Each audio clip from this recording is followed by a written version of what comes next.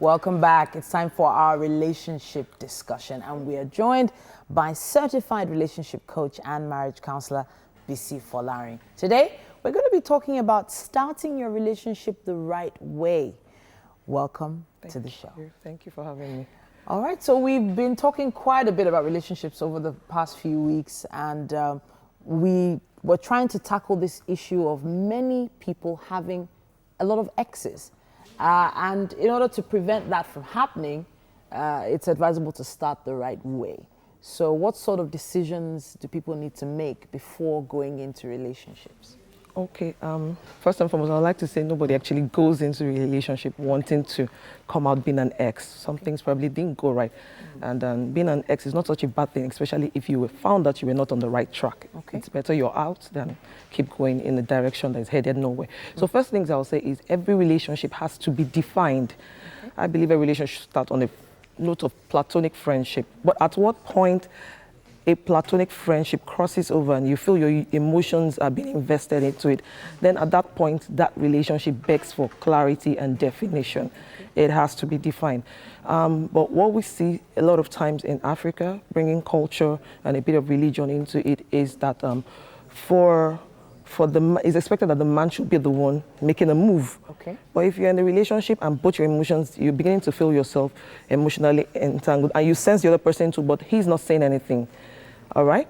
There are two ways. If he's not saying anything, then it's time for you as a lady to, ask for a definition. You can't be asking for fiancé and boyfriend privileges, hanging around me, taking up space that other interested people are taking, and you expect me to keep quiet. So what you want to do is ask, sorry, what is this all about? Why are you all over me?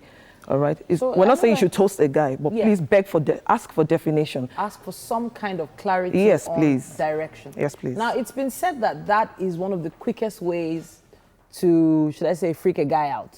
When a woman starts asking those kind of questions, especially if the marriage question or the settling down question comes in. What about if the woman herself is not even sure of what she wants? So starting a relationship, not even knowing what you want from the relationship is my direction. Starting a relationship, not knowing what you want from the relationship. Yeah.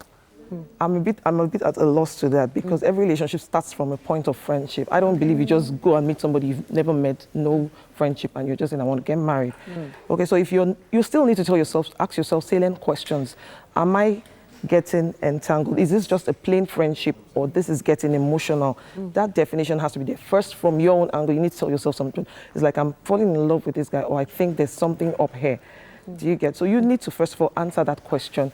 And if you feel or you sense the other person is on that lane too and nobody is saying anything, then it's high time to ask. When I say ask, I'm not saying, because you talked about freaking a guy out. There shouldn't be any issues of, freaking out. But if you're taking up my space, always sending me funny text messages, calling at funny times of the day, you're taking up space. I want to be sure what's happening around me. Is that the only thing we can do to, ask the right questions? And, eventually when you get the answer, what's to say that answer is enough? Is that actually, so what if the answer doesn't even come out as positive as you're looking forward to? You've basically given yourself an ex by yourself, if you get my point. I'm not sure I do. Okay, so for instance, you've asked this question and he says, he's not really sure, right? And then you hang around for a bit and then just decide, what, I'm done with this. You've literally just ended your own relationship. There really wasn't a relationship. Nothing was defined. You didn't say it was a relationship. He didn't say it was a relationship. So you guys just continue as friends. But that's one of the quickest way we deceive ourselves. So your emotions are being invested, or his is being invested. Nobody's telling themselves the truth. And then the other person decides to, like, you know what? I'm just going away. Nobody told you any relationship. So why are you making yourself an ex? Okay. So that's you you're just hurting yourself. That's why we say it has to be defined. It has to be. If you're just friends, that's okay. Everybody, we're friends, we're cool. All right. But if you're friends, there are things you shouldn't be doing. Don't, how do I say, there's a word, I can't remember. Don't tag people along. There's a word for it. String people along. Yes. Okay. So when you begin to feel stringed along, you should define what this is all about.